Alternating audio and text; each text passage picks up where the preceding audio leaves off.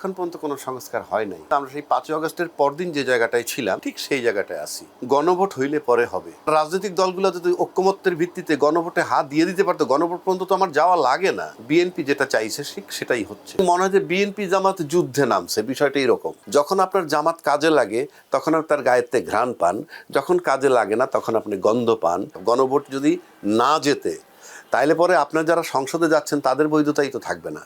গণভোট যদি ফেল করে সবাই কিন্তু বিপদগ্রস্ত হবেন। ইঞ্জিনিয়ারিং এর বিষয়টাকে কঠিনভাবে দেখার চেষ্টা করেন। সুপ্রিয় দর্শক, আমন্ত্রণ জানাচ্ছি দিগন্ত স্পেশাল টকে। আজ আমাদের সঙ্গে আছেন দেশের বিশিষ্ট আইনজীবী আবু হেনা রাজ্জাক। রাজ্জাক ভাই, আপনাকে স্বাগত।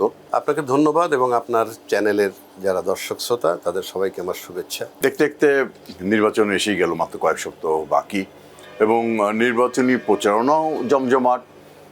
কোথাও কোথাও সহিংসতার ঘটনাও ঘটছে। একটা জিনিস লক্ষ্য করেছেন হয়তো আপনি, যে নির্বাচনকে ঘিরে যে রাজনৈতিক দলগুলো রাজনৈতিক প্রতিদ্বন্দ্বী হিসেবে একে অপরের বিরুদ্ধে ভাষার মারপ্যাচ বা বক্তব্য দিচ্ছেন, এখানে সেই অতীতচারিতা দেখা দিচ্ছে। আগে আওয়ামী লীগ বিরোধী দলেরকে যেভাবে সম্বোধন করতো, যেভাবে অভিযোগ করতো, এই অভিযোগগুলো আবার ফিরে আসছে। কিন্তু এবারে নির্বাচন ছিল একটি ব্যতিক্রমী নির্বাচন, এবং নির্বাচনের পরে সবাই সংস্কারের জন্য অপেক্ষা করছে। সেই সব সংস্কার কিংবা গণভোট কিংবা কীভাবে সুচারুভাবে এই জুলাই আন্দোলনের লক্ষ্যমাত্রা এগিয়ে যাওয়া যায়, এরকম কোনো ব্রেন স্টর্মিং যেমন রাজনৈতিক দলগুলোর বক্তব্য দেখছি না। আপনার চোখে এটা কি মনে হয়? সবাই তো পরিবর্তন আশা করে, যেটা আমরাও আশা করছিলাম। এবং আমি গত 5ই আগস্টের পর থেকে যদি দেখি, 5ই আগস্টের পরে দীর্ঘ সময় পার হওয়ার পর আমরা নির্বাচনের দিকে যাচ্ছি। সংস্কারের নামে 8 মাস সময় গেল, ঐক্যমত্যের নামে 8 মাস সময় গেল। আলটিমেটলি কিন্তু আমরা সেই 5ই আগস্টের পরদিন যে জায়গাটায় ছিলাম ঠিক সেই জায়গাটায় আছি। কেননা এখন পর্যন্ত কোনো সংস্কার হয় নাই। গণভোট হইলে পরে হবে। গণভোট তাও যে হা হয় তাইলে।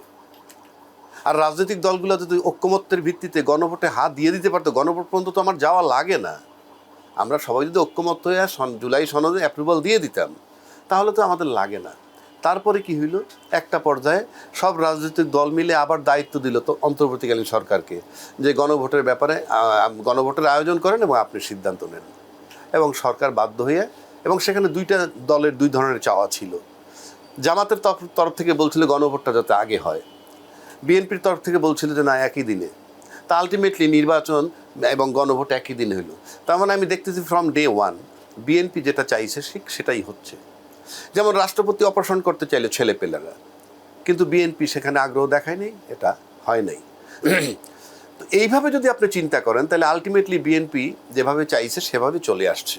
আস্তে আস্তে আমরা যে জায়গাটায় গেলাম, তারপর যখন নির্বাচনী তফসিল ঘোষণা করলো, ইট ইজ ভেরি পেইনফুল যে আপনি একটা নির্বাচনী তফসিল ঘোষণা করলেন, কিন্তু সংবিধানের কোন ধারার বা কোন অনুচ্ছেদের মোতাবেক আপনি তফসিল ঘোষণা করলেন সেটা আপনি বললেন না। এটা কি পারেন আপনি? আপনাকে তো বলতে হবে যে বাংলাদেশ সংবিধানের এত নম্বর অনুচ্ছেদ মোতাবেক আমি ফেব্রুয়ারি 2026-এ অনুষ্ঠিতব্য নির্বাচনের তফসিল ঘোষণা করছি। করেননি। একটা কোম্পানিতে চাকরি করার পর আপনার যদি চাকরিচ্যুত করা হয়, সেখানেও বলবে কোম্পানির আর্টিকেলের এত নম্বর সাব আর্টিকেল মোতাবেক আপনাকে চাকরিচ্যুত করা হইল। তা আমি কিসের ভিতরে নির্বাচনে যাচ্ছি? এটা আমার বক্তব্য বহু আগে থেকেই পুরনো। এখন আসেন নির্বাচনের মাঠ। নির্বাচনের মাঠে আসলে আমার কাছে মনে হয় যে আমি ভোট ক্যাচিং বক্তব্য বলতে যা বোঝায়, এখন তো আপনার কাজ শুধু ভোট ক্যাচিং, কিভাবে ভোটারে আকৃষ্ট করবেন, এবং ভোটার যে কারণে আকৃষ্ট হবে সেটা তুমি বহাল রাখতে পারেন, সেটাও আপনাকে চিন্তা করতে হবে। কিন্তু আমরা এখন রাজনীতির মাঠে যেটা দেখতেছি সেটা মনে হয় যে এখানে আপনার বিএনপি জামাত লড়াই, মানে মনে হয় যে বিএনপি জামাত যুদ্ধে নামছে, বিষয়টা এরকম। আপনি যদি বলেন জামাত অ্যাটাক করে বিএনপিরে, করতেছে কথাবার্তায়, বিএনপিও করতেছে। এখন প্রশ্ন হচ্ছে আপনি তো অ্যাটাক করার বিষয় না, তাহলে কি আপনি প্রতিদ্বন্দ্বী চান না? 1, 2 মার্কেটিংয়ের নিয়ম কি? আপনি মার্কেটিং করবেন, মার্কেটিং করার একটা নিয়ম আছে, সেটা হলো যে আপনি গিয়ে মার্কেটে বলবেন আপনার প্রোডাক্টটা ভালো কেন। অন্যের প্রোডাক্ট খারাপ বলার রাইট আপনার নাই। আপনি বলবেন আমার প্রোডাক্টটা ভালো কেন, আমার প্রোডাক্টটা এই গুণ আছে এবং দাম কম ইত্যাদি ইত্যাদি। কিন্তু অন্য একটা কোম্পানির প্রোডাক্টটার সম্পর্কে খারাপ বলার রাইট তো আপনার নাই, আপনি তো বদনাম করার অধিকার আপনাকে দেওয়া হয় নাই। তো রাজনীতিতে সেই শিষ্টাচারটা আমরা দেখতেছি না, 1 নম্বর। 2 নম্বর আরেকটা জায়গায় আমি আসি, আমরা দেখতেছি যে ইদানিং একটা মারাত্মক ব্যাপার চলতেছে, সেটা হলো জামাত যুদ্ধ অপরাধী। আমি জামাত যুদ্ধ অপরাধী স্বাধীনতা বিরোধী শক্তি আমি তর্কের খাতিরে আমি নিয়ে নিলাম, মেনে নিলাম। ফ্রম ডে ওয়ান তারা যুদ্ধ অপরাধী, স্বাধীনতা বিরোধী শক্তি, ফাইন। এখন এই যে স্বাধীনতা বিরোধী শক্তি তারা কিন্তু কনস্ট্যান্ট, মানে তাদের এখানে কোনো চেঞ্জ হয় নাই, সবাই তারা স্বাধীনতা বিরোধী বলে। কিন্তু মুক্তিযুদ্ধের পক্ষের শক্তি যারা দাবি করে তারা কিন্তু সময়ে সময়ে চেঞ্জ হইতেছে। আপনি ভালো করে লক্ষ্য করে দেখবেন 2001-এর যে নির্বাচনটা হইল, তার আগে 96 থেকে 2001 পর্যন্ত ক্ষমতায় ছিল কে? আওয়ামী লীগ। তারপরে যখন নির্বাচনের টাইম আসলো তখন কিন্তু বিএনপি আর জামাত জোট হলো, জোট হইয়া কিন্তু আওয়ামী লীগরে পরাজিত করলো। আওয়ামী লীগটা কে? স্বাধীনতার পক্ষের শক্তি। আমি বিশ্বাস করি কি করি না আমার ব্যাপার, কিন্তু তাদের এটা ছিল সাইনবোর্ড যে আমরা আওয়ামী লীগ স্বাধীনতার পক্ষের শক্তি। তাহলে বিএনপি তখন জামাতকে নিয়ে যাদেরকে পরাজিত করলো, তাহলে কি স্বাধীনতার পক্ষের শক্তিকে পরাজিত করছে না? তাহলে তখন তার রোলটা কী ছিল? স্বাধীনতার যে পক্ষ শক্তি তার বিরুদ্ধে তার অবস্থান ছিল। আজকের বিএনপি যে কথাটা বলতেছে, তাহলে 2001 সালের নির্বাচনের সময় বিএনপির রোল ছিল জামাতকে সাথে নিয়ে স্বাধীনতার পক্ষ শক্তির বিরুদ্ধে অবস্থান নিয়ে তাকে নির্বাচিত পরাজিত কইরা স্বাধীনতা বিরোধী শক্তির থেকে মানে মন্ত্রী বানাইছে।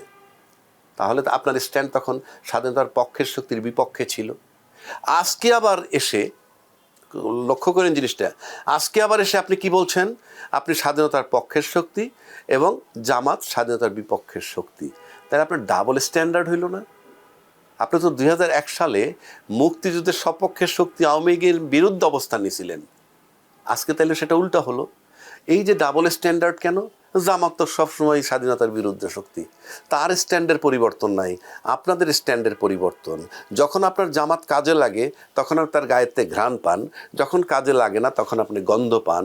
এই রাজনীতি তো চলবে না। গণভোটের কথা বললেন, কিন্তু এই যে এই গণভোট নিয়ে রাজনীতিতে অনিশ্চয়তা এবং কৌশলগত দ্বিধা ক্রমশই স্পষ্ট হয়ে উঠছে, এবং যেটা হচ্ছে যে বড় রাজনৈতিক দলগুলোর অবস্থান এখনও স্পষ্ট না গণভোট নিয়ে, যে তারা হ্যাঁ ভোট দিবে না মানে না ভোট দিবে। এবং এই যে বিএনপি এবং তার মিত্রদের ভিতরে যে হ্যাঁ এবং না নিয়ে যে দ্বিধা, এটা কি আপনার রাজনীতির মাঠে নতুন একটা মেরুকরণ তৈরি করছে না? গণভোট যদি না যেতে তাইলে পরে আপনার যারা সংসদে যাচ্ছেন তাদের বৈধতাই তো থাকবে না।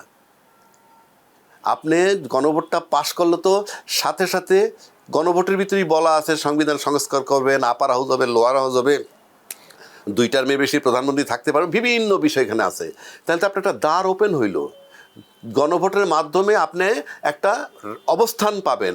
গণভোট মনে করেন ফেল করলো, আপনি সংবিধানে ঢুকবেন কি করে? সংবিধান তো লকড। লক কেন? ওই সংবিধান চালানোর মালিকটাকে প্রধানমন্ত্রী, ওইটার ভিতরে তো তত্ত্বাবধায়ক সরকারও নাই, অন্তর্বর্তীকালীন সরকারও নাই।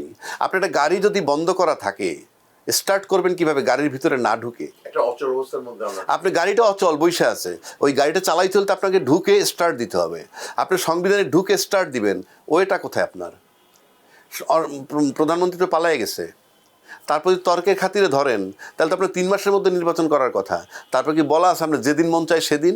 আপনি 2026-এর ফেব্রুয়ারিতে যে নির্বাচনটা দিলেন কোন সংবিধানে?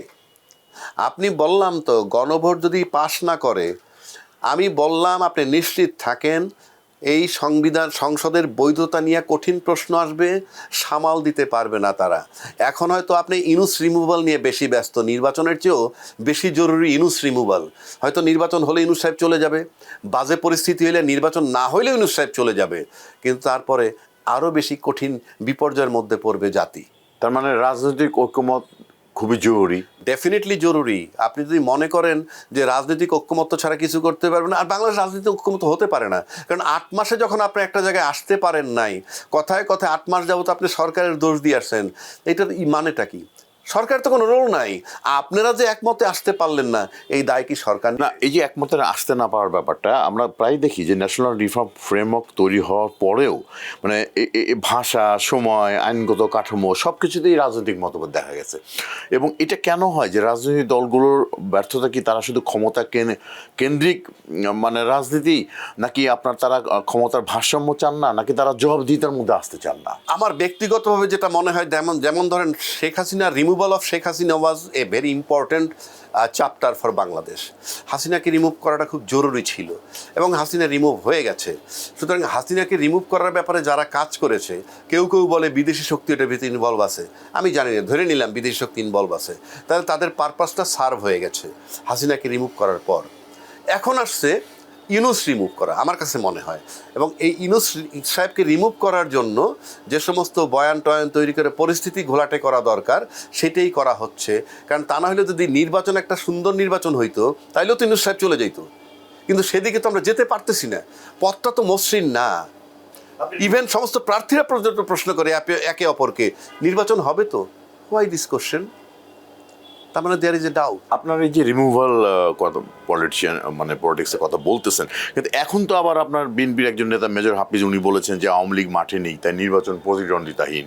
তারপরে বিএনপির মহাসচিব ফখরুল ইসলাম আলমগীর, মির্জা ফখরুল ইসলাম আলমগীর, উনি বলেছেন যে উনি চলে গেছেন এবং আমাদেরকে বিপদে ফেলে গেছেন, উনি থাকলে অন্তত একটা মানে গণতান্ত্রিক একটা ওয়ে থাকতো। এমনকি জেএম কাদের, যিনি আওয়ামী লীগের সাথে ছিলেন দীর্ঘ 15 বছর, উনিও বলেছেন যে আওয়ামী লীগ না থাকা মানেই একতরফা নির্বাচন। তো এই রিমুভাল বা রাজনৈতিক অনৈক্য বা আপনার এই সব হজবরলার মধ্যে কি মানে ফ্যাসিস্টের ফিরে আসার একটা পথ করা হচ্ছে? যারা আজকে বলতেছে যে হাসিনা যদি না থাকে তাহলে নির্বাচনটা আওয়ামী লীগ, হাসিনা বলতে আওয়ামী লীগ, এবং এটা কিছুদিন আগে দেখবেন আপনার সোশ্যাল মিডিয়ায় ভরে গেছিল, আমাদের সাবেক ফরেন মিনিস্টার আব্দুল মোমেন, সে অনেকে স্টেটমেন্ট দিচ্ছে যে আওয়ামী লীগকে বাইরে রেখে নির্বাচন সেটা ভায়াবেল হবে না, এবং আমরা বিদেশে চুপচাপ বসে নাই, আমরা লেখালেখি করতেছি ইত্যাদি। না, তারা তো সাংবাদিক সম্মেলনের বক্তব্য বলছি, এবং বিভিন্ন রাষ্ট্রদূত যারা, তারাও বলছে যে সব দলের সাথে কাজ করতে চায়, সব দল মানে কিন্তু ইনক্লুসিভ নির্বাচন। এখন আপনি আসেন একটা স্বাধীন দেশে, আপনি যখন 5ই আগস্টের পর যে একটা বিপর্যয়ে আমরা ছিলাম, ঠিক তারপর আওয়ামী লীগকে কিন্তু ব্যান্ড করতে চাইছিল ছাত্ররা। এখন এই আওয়ামী লীগকে ব্যান্ড করতে গিয়ে যেহেতু পরিস্থিতি ট্যাকেল করা মানে চেঞ্জ হয়ে গেছে তখন সরকার, তারপরে যখন আওয়ামী লীগকে ব্যান্ড করার প্রশ্ন আসলো, তখন আজকে যে সমস্ত রাজনৈতিক দল বলতেছে আমাদেরকে ফেলে গেছে একটা বিপদে, তখন কিন্তু তারা সায় দেয়নি। তারা সায় দিলে কিন্তু আওয়ামী লীগ ব্যান্ড হইতো। আওয়ামী লীগ যদি ব্যান্ড হয়ে যেত তাহলে কিন্তু অনেক প্রশ্ন আসতো না। যেমন জামাতকে ব্যান্ড করে গেছিল, জামাতকে ব্যান্ড করে রাখা হয়েছিল দীর্ঘদিন, কোনো প্রশ্ন তো আসে নাই, কারণ তার সামনে কেউ প্রশ্ন তুলতে পারে নাই। আর যখন আমরা তাকে তাড়াই দিলাম, এত ডেড বডি করলো, যিনি আয়নাগর বানাইলেন, যিনি 57 জন সেনা অফিসার হত্যা করলেন, শাপলা চত্বরে হত্যা করলেন, বিনা বিচারে হত্যা করলেন, এত কিছুর পরেও কোনো রাজনৈতিক দলের নাতিপুতি কেউ যেহেতু রাস্তায় আহত বা নিহত হয় নাই, তাই তাদের গায়ে লাগে নাই। তারা তার কখন কি করছে, চলে যাওয়ার পর ক্ষমতার স্বপ্ন দেখছে। তাদের ধারণা ছিল যে 2-3 মাসের মধ্যে ধাক্কা মেরে ইউনূস সাহেবকে ফালাই দিবে, তারপরে তারা ক্ষমতায় বসবে, কিন্তু পারেনি। আর পারে নাই বলেই পরিস্থিতিটা জটিল হয়েছে। আমি নিশ্চিত করে বলতে পারি তারা নিশ্চিত ছিল যে ইউনূস সাহেবরে যেহেতু কোনো রাজনৈতিক দল, কোনো অ্যাডমিনিস্ট্রেটররা মানে প্রশাসকরা কোঅপারেট করে নাই ফ্রম ডে ওয়ান, সে কারণে তাদের ধারণা ছিল 2-3 মাসের মধ্যে নির্বাচন দিয়ে চলে যেতে বাধ্য হবে।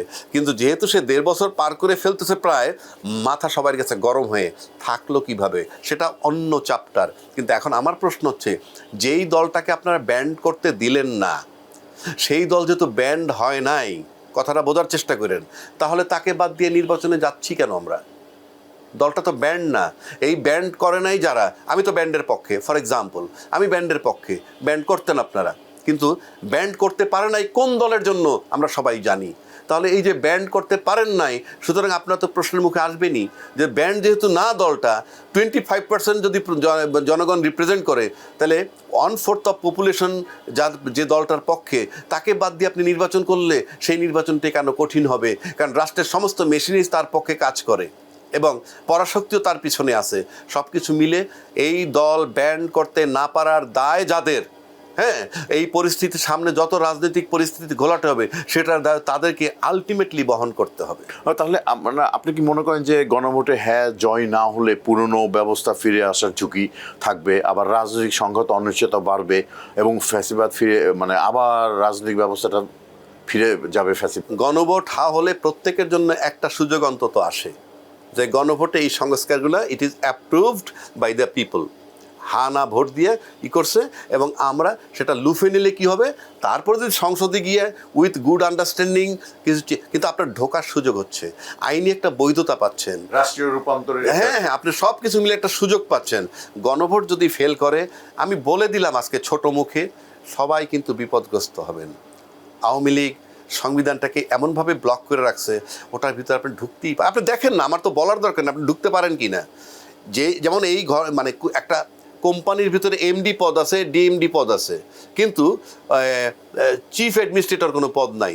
তো চিফ অ্যাডমিনিস্ট্রেটর পদ যদি ওই কোম্পানি আইনে না থাকে, আপনি বানাইতে পারবেন? তো আপনি যেহেতু অন্তর্বর্তীকালীন সরকার সংবিধানে বলা নাই, তাহলে এই অন্তর্বর্তীকালীন সংবিধান সরকার যা করতেছে কিভাবে করতেছে, এই যেই প্রক্রিয়া যেটা টোটালটাই অন্তর্বর্তীকালীন সংবিধানে হচ্ছে, এটাকে মেনে নিতে হবে। আর এই সব কিছুর বৈধতা আপনি নিতে পারবেন যদি গণভোটকে আপনি হাঁ করেন। কিন্তু গণভোটকে হাঁ করার কথা আপনি বলছেন, কেউ কেউ বলছে যে বিএনপি যদি গণভোটে সরাসরি না বলে তবে তারা সংস্কার বিরোধী পুনর্ব্যবস্থার পক্ষে শক্তি হিসেবে চিহ্নিত হওয়ার একটা ঝুঁকি থেকে যায়। আবার যদি হ্যাঁ ভোটে জয় হতে চায়, তাহলে নির্বাচন সরকারে তাদের যে ক্ষমতা সেটা এক ধরনের নিয়ন্ত্রণে পড়ে যাবে। এই যে এইখানে একটা ভারসাম্য কিংবা দ্বিধা এর একটা ঘেরাটোপে কি বিএনপি পড়েছে? দেখুন, আমি কতগুলো জিনিস লক্ষ্য করি। আপনি যদি লাইফে চট করে ইউ টার্ন নেন, ইউল বি ইন ট্রাবল। যেমন আপনি আপনার পরিবারে চলছেন, আপনার তো একটা লাইফ স্টাইল আছে, আপনার ওয়াইফ আপনাকে চেনে, আপনার ছেলে মেয়ে আপনাকে চেনে, বাবার বলার ধরন চলার ধরন সব চেনে, সেই মোতাবেক সবাই চলে বা আপনিও চলেন। এখান থেকে যদি আপনি রিভার্স হয়ে যান, মানে ইউ টার্ন যাকে বলে, আপনি যেহেতু আওয়ামী লীগ যতদিন চিৎকার করছে যে তারা মুক্তিযুদ্ধের সপক্ষের শক্তি এবং জামাত বিরোধী তাদের স্ট্যান্ড ছিল, ঠিক তখন কিন্তু আজকে যে বিএনপি বলতেছে হ্যাঁ আমরা মুক্তিযুদ্ধের সপক্ষের শক্তি, সেই কথা তখন কিন্তু তারা বলেনি। বলছে আওয়ামী লীগ যখন চিৎকার করছে 16 বছর যাবৎ, তখন তো তারা বলেনি যে আমরা মুক্তিযুদ্ধের পক্ষের শক্তি এই বলে, বরং তারা জামাতের সাথে এক কাতারে গিয়ে মুক্তিযুদ্ধের পক্ষের শক্তির সাথে বিরোধিতা করছে। তাহলে এখন যদি আপনি 5 আগস্টের পর চট করে আপনি একটা ইউটার্ন নিছেন, মানে বিএনপির আজকের স্ট্যান্ড কিন্তু পুরা ইউটার্ন। যখনই আপনি ইউটার্ন নেবেন, ওই যে পরিবারের কথা বললাম, আপনি বিএনপি তো একটা পরিবার, আপনি কি জানেন যে আপনার এই ইউটার্নটা টোটাল যে পরিবার বিএনপি পরিবার তারা কিভাবে নিছে? আপনি কি সেটা ব্যারোমিটার আছে? অফকোর্স নাই। এখন আপনি যদি আপাত দৃষ্টিতে মনে করেন যে এই ইউটার্ন নিয়ে আপনি মুক্তিযুদ্ধের পক্ষের শক্তি হইলেন, আপনি প্রথম আলো পত্রিকার কাভারেজ পাচ্ছেন, মানব জমিনের কাভারেজ পাচ্ছেন, ডেইলি স্টারের কাভারেজ পাচ্ছেন, উদিসির সাপোর্ট পাচ্ছেন, ছায়ানটের সাপোর্ট পাচ্ছেন, তাতে হয়তো আপনি ডেইলি 5টা 10টা ভোট আপনার জন্য বাড়তে পারে, কিন্তু আপনার নিজের দলে তো আবার 50টা ভোট ছুটে যাচ্ছে কি না সেটা কিন্তু আপনি জানেন না। সুতরাং আপনি যে ইউটার্ন নিছেন আপনার রাজনীতির চট করে, সেটা আপনার এখনও ব্যারোমিটার দিয়ে মাপা উচিত আপনার দল এটা কীভাবে নিচ্ছে। এবং এই ইউটার্নের একটা ইফেক্ট আপনি দেখেন যে 79 জন বিদ্রোহী প্রার্থী, আপনি 79 জন বিদ্রোহী প্রার্থী যদি একটা দলে থাকে, এতে মনে হয় যে দলের কমান্ড কাজ করে না। আপনি বিষয়গুলো মাথায় রাখতে হবে। সুতরাং আপনার এই ইউটার্ন আপনার জন্য ভালো হইল নাকি মন্দ হইল, সেটা ফলাফল বলে দিবে ভবিষ্যতে। রাজনৈতিক দলগুলো তো গেল, তারা বিভিন্ন সংকটের সমস্যা রয়েছে এবং তারা নির্বাচনী বৈতরণী পার হতে চাচ্ছে এবং সেই অনুযায়ী তারা বিভিন্ন ধরনের পরিকল্পনা নেবে। কিন্তু জনগণ যারা চায় পুরনো ক্ষমতার কাঠামো ভাঙতে, আবার তারা একই সাথে তাড়াতাড়ি একটা নির্বাচন হোক এটাও চায়। এই যে এই দুইটা প্রত্যাশার মধ্যে একটা ভারসাম্য রক্ষা করাও তো একটা রাজনীতি। ডেফিনেটলি আমি আপনাকে বলি, আপনি যদি ভোটের চিন্তা করেন, প্রায় 4.5-5 কোটি ভোটার আছে, তরুণ ভোটার যাদেরকে বলি আমরা, যেটা বিগত 15-16 বছরে তৈরি হয়েছে, যারা ভোট দিতে পারেনি। তাদের সামনে রাজনৈতিক দল হিসেবে ক্ষমতায় ছিল একতরফা আওয়ামী লীগ, একতরফা, এবং আওয়ামী লীগের অ্যাক্টিভিটিস তারা খুশি না। তারপরে আমি ধরে নিলাম যে ওই 4.5 কোটি ভোটারের মধ্যে 50 লাখ আমি আওয়ামী লীগকে দিয়ে দিলাম, বাকি 4 কোটি ভোটার তো আছে।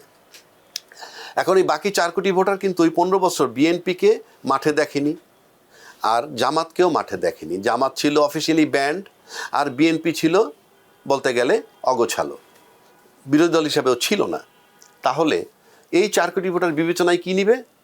5ই আগস্টের পর থেকে মাঠে কারা, এবং তাদের ভূমিকা 5ই আগস্টের পর থেকে যে রাজনৈতিক দল মাঠে আছে তার ভিতরে আলোচিত দলগুলোর ভূমিকাটা তারা দেখবে।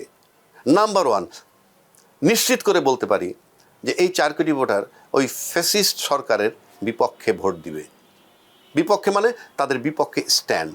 তাহলে যে 2টা দল মাঠে আছে সেই 2টা দলের কার অ্যাক্টিভিটিস কি সেটা তারা বিবেচনায় নিবে। যে দলটাকে মনে করবে যে ফ্যাসিজমের পক্ষে ঝুঁকে আছে তারা সেই ভোটগুলো থেকে বঞ্চিত হবে। এখন আপনি বলতে পারেন বিজ্ঞাপন দিয়ে অনেক কায়দায় আমি জুলাই চেতনার পক্ষে ছিলাম, আমি মাঠে ছিলাম, ইত্যাদি ইত্যাদি, বাট ভোটার কি বিবেচনায় নিবে সেটা তার ইচ্ছা, তার তো চোখ আছে। এটা তো 40 বছর আগের ঘটনা না যে আমরা 53 বছর পরেও স্বাধীনতার পক্ষ বিপক্ষ শক্তি বিক্রি করতেছি। এটা তো মাত্র 15 মাস 18 মাসের ঘটনা, কেউ ভুলেনি। সুতরাং তারা বিবেচনায় নিবে, 1 নম্বর।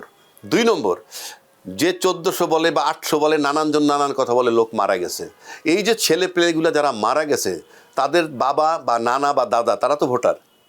তারা যে দলেই বিলং করুক না, দলে থাকে কোনো দলে, 25,000 আহত, তারা যে দলেই বিলং করুক তাদের আহতর গার্জিয়ানরা, নিহতর বাপ চাচারা, হ্যাঁ, তারাও যদি দেখে যে যে দলটা আছে সেই দল ফ্যাসিজমের পক্ষে ঝুঁকে আছে, সে উপর থেকে কিছু বলবে না, ভিতরে ভোট তাকে দেবে না, কারণ তার সন্তান হারানো, তার নাতি হারানোর ব্যথাটা সে বোঝে।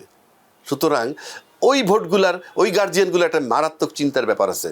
এটা গেল একটা মারাত্মক দিক। শুধু তাই নয়, এই যে 50,000 আহত তাদের গার্জিয়ান এবং 800 বা 1400 নিহত তাদের গার্জিয়ান, এরা কিন্তু ভিতরে ভিতরে যদি তার দলগুলা ফ্যাসিজমের পক্ষে ঝুঁকে থাকে, ভিতরে ভিতরে বিরোধিতা করবে, ভোটের মাঠে ভোট দিবে না। এখন আসেন ফলাফল। এরপরেও ফলাফলের একটা প্রশ্ন আসে। যে পদ্ধতি আমি বললাম, এই পদ্ধতিতে যদি সুষ্ঠু নির্বাচন হয়ে যায়, আমি নিশ্চিত করে বলতে পারি মাঠে হাড্ডাহাড্ডি লড়াই হবে। নাম্বার 1। নাম্বার 2, 2/3 মেজরিটি কেউ পাবে না, আমি নিশ্চিত 2/3 মেজরিটি কেউ পাবে না। বাট হাড্ডাহাড্ডি লড়াই মানে সিঙ্গেল মেজরিটি কেউ পাবে, ঝুলন্ত পার্লামেন্ট, মানে যদি শুদ্ধ হয়। তারপর এটা হলো সুষ্ঠু ভোট হইলে আরও 2টা স্টেজ বাংলাদেশের ভোটে থাকে। একটা হলো কারচুপি, আর একটা হলো ইঞ্জিনিয়ারিং। সবাই কারচুপি আর ইঞ্জিনিয়ারিংটা মিলিয়ে ফেলে। কারচুপিটা হইল দলীয় নেতাকর্মীরা করে, সেন্টার দখল করে সিল সাপ্পর মেরে বক্সে ঢুকায়, বুথে ঢুকায়, ভোট গণনা কেন্দ্র দখল। এটা হলো ভোটারদের আসতে না দেয়া, এইটা হলো ভোটের কারচুপি। এইটা আপনি এবার হবে বলে আমার কাছে মনে হয় না, বিকজ এভরিবডি খুব সজাগ। হ্যাঁ, মারাত্মক অ্যাওয়ার্ড। সেকেন্ড হলো ইঞ্জিনিয়ারিং। প্রশাসনিক ইঞ্জিনিয়ারিংটা করে কারা? সেটা করে প্রশাসন, মানে প্রজাতন্ত্রের কর্মকর্তা কর্মচারীরা। এইটা হলো একটা সিরিয়াস জায়গা। মানে তাদের মধ্যে একটা অংশ মনে করছে যে অমুক দল ক্ষমতায় চলে আসবে। না না না, ইঞ্জিনিয়ারিং করে তারা নিবে ক্ষমতায় কাকে, দে উইল ডিসাইড। এই জায়গাটায় কিভাবে নজর রাখবে, এইটা হলো সবচেয়ে মারাত্মক ব্যাপার আমি মনে করি। আমি পুরা দেশবাসীকে তথা রাজনৈতিক দল তাদেরকে আহ্বান করতেছি, আপনারা ইঞ্জিনিয়ারিংয়ের বিষয়টাকে কঠিনভাবে দেখার চেষ্টা করেন। ইঞ্জিনিয়ারিংটা করে কিভাবে বলবো আমি একটু। সেন্টারে ভোট হয়, ধরেন ভোট হইলো 2টা দলই কম্পিটিশন হইতেছে। এক্স দল পাইলো 150টা, ওয়াই দল পাইলো 107টা, 150 বা 160, আরেকজনে পাইলো 107। ওই যে প্রিজাইডিং অফিসার যে থাকে সে সই করে দিল, এজেন্টরাও সই করলো, তাদেরকে একটা কপিও দিয়ে গেল, তারাও জানতেছে। এইটা যখন সে ডিসি অফিসে পাঠাবে, ওখান থেকে তো ঘোষণা হবে, সেখানে ওই 107-এর যদি 1-এর 2 বানায় দেয়, তাহলে 207 আর 150 হইল। এই যে 207 আর 150 হইল, আপনি চিৎকার করেন আমি ওই মুহূর্তে আমলে নিব না, ওই মুহূর্তে আমি আমলে নিব না। যান রিটার্নিং অফিসার কাছে মামলা করতে পারবেন না, আমি আমলে নিলাম না। এগুলি ভাই আপনি, এইগুলো আমরা দেখছি, আপনি পাবেন না, টের পাবেন না, এটা চলতে থাকবে। কিন্তু এর ভিতরে 2 দিন 3 দিন পার করে রেজাল্ট ঘোষণা হয়ে গেল। হওয়ার পর যদি আপনি হাইকোর্ট পর্যন্ত গড়ান, 5-7 বছর, যেহেতু আজকে নির্বাচন হলে কালকে সকালবেলা ও না নিলে ওই দল ক্ষমতায় চলে গেছে, সব তার নিয়ন্ত্রণে চলে যায়। অটো জাজমেন্ট পাবেন after the expiry of your parliament. So এই ইঞ্জিনিয়ারিংটার দিকে মারাত্মকভাবে সবার খেয়াল রাখতে হবে। ওই ইঞ্জিনিয়ারিং আপনার খেয়াল রাখতে হবে, সেটা হলো আপনি প্রশাসনের দিকে চোখ রাখতে হবে।